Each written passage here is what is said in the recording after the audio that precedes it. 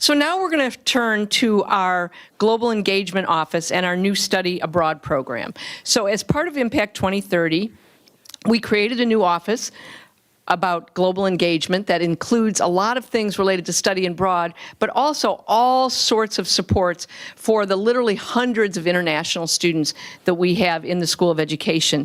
And our interim director of the Global Education Office, Aiden Ball, who's also a professor in our special ed department, is going to spend just a few minutes with you explaining what's going on in that office. And one of the things he'll mention is that we have all these new courses being developed that students will be going on starting next summer.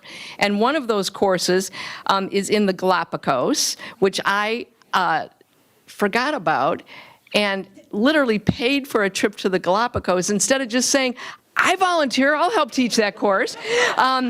But one of the co-leaders of that course and co-creators is Diego Roman, who's an assistant professor of bilingual and bicultural education in the Department of Curriculum Instruction. And so he will explain the development of that course. So let me invite both of you up. Global Engagement Office connects the School of Education community with resources, knowledge, and support to carry out globally focused initiatives. The office just hosted a month-long peer mentor program in August for incoming undergraduate and graduate international students, which ended with a welcome back reception for all international students and the School of Education community. Right now, in the School of Education building, my colleagues are providing an orientation for 23 teachers from Eastern Europe and Central Asia. That's funded by the U.S. State Department through the Fulbright Teaching Excellence and Achievement Program. We have teachers from Estonia, Czech Republic, Kazakhstan, Kyrgyzstan, Turkey, and Ukraine. They are here for a 6-week program focused on media literacy and will be connecting with students and faculty during their time here. This is a collaboration between our office and departments of Curriculum and Instruction, Education Policy Studies, and English as a Second Language program. I want to take a few moments to recognize the incredible faculty-led study abroad programs that will be launched next summer by my esteemed colleagues from across the School of Education, including Dr. Roman. This carefully designed initiative included 3 stages. The last summer, the School of Education faculty developed the programs. This year, the summer, they visited sites. And the next summer, students and faculty will start the program. As you can see, there will be School of Education programs, UW-Madison School of Education programs to Costa Rica, Ecuador, Greece, Portugal, Uganda, and the United Kingdom. In 2024, we will launch 3 more to Australia, Dominican Republic, and Ireland. All the study abroad programs are hosted by the International Academic Programs Office. We thank them for their support. We are also grateful to the Dean Hess and her office for their invaluable leadership and support on this initiative. Thanks so much, and I'll turn to Dr. Roman now.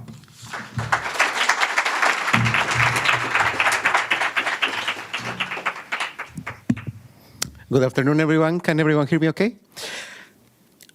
So my name is Diego Roman. Thank you, Dean Hess and Professor Ball, for your introduction. I am originally from Ecuador. I have been in the US for almost 25 years. This is, so half of my life in Ecuador, half of my life here. So I told you how old I am already. And we were lucky to receive the support from the Global Engagement Office with Professor Mariana Pacheco to develop this study abroad course called Curriculum Development and Galapagueño Diversity to focus on the social side of Galapagos. And this idea came out because when we think about Galapagos, we think about the natural side of Galapagos, right? We think about Darwin and the beagle and the tortoises, the iguanas, but we never think about the people who live there and their realities, especially in schools. So with Professor Pacheco, we were in the way that Professor Ball indicated, 2 years ago we developed the idea. We put together readings, a syllabi, we read books. There is a wonderful professor here in the geography department, Professor Hennessy, who wrote a book about Galapagos on the back of tortoises, who discusses Galapagos as a social ecosystem, in which what people do impact what happens to the environment, and also discusses that Galapagos was a national park after people were living there. So versus in the US sites, parks were developed before communities lived there, which also impact how communities interact with the social environments. So the idea of our program is to connect the social sites of Galapagos with the people who live there.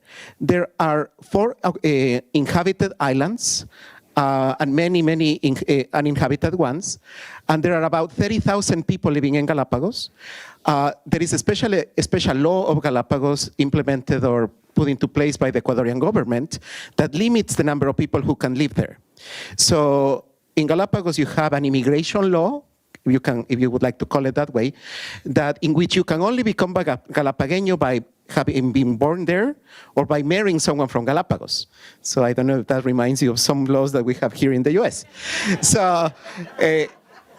But what that has created is that there is an undocumented population of Ecuadorians living in Ecuador in the Galapagos Islands, people who move there to work in the tourism industry, many who have children who attend schools in the Galapagos, and students will be able to also address this immigration, in that case, because of environmental laws, but draw parallelisms to what happens in the US when we have immigration laws that impact communities who are trying to make their living here.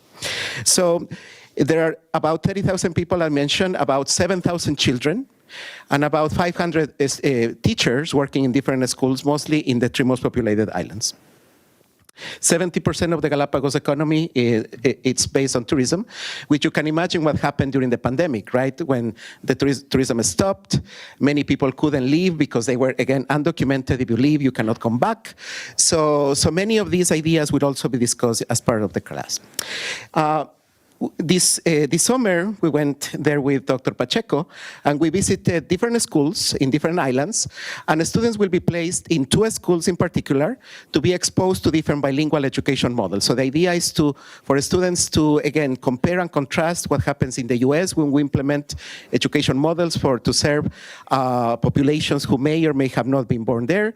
So these 2 schools, one of them is on the left. It's an international bilingual education school focusing on Spanish-English.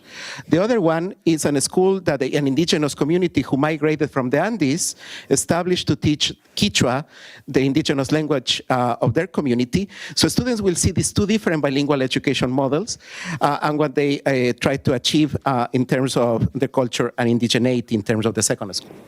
So our study abroad will be 4 weeks. 1 week will be in the Andes. The students will visit where this community is coming from and how they implement this bilingual education model in a Quechua-speaking majority area, and then see how they implemented in Galapagos, in which Quechua is not spoken by the majority of the population.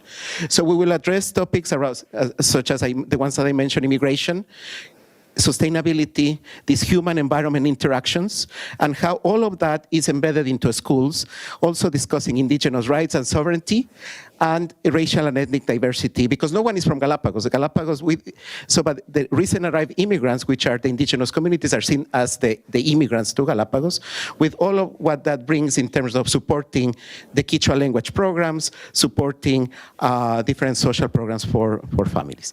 So thank you to the Global Engagement Office, Dr. Hess, Dean Hess, Dr. Ball, for the support, and we are excited to begin next summer with the program. Thank you, everyone.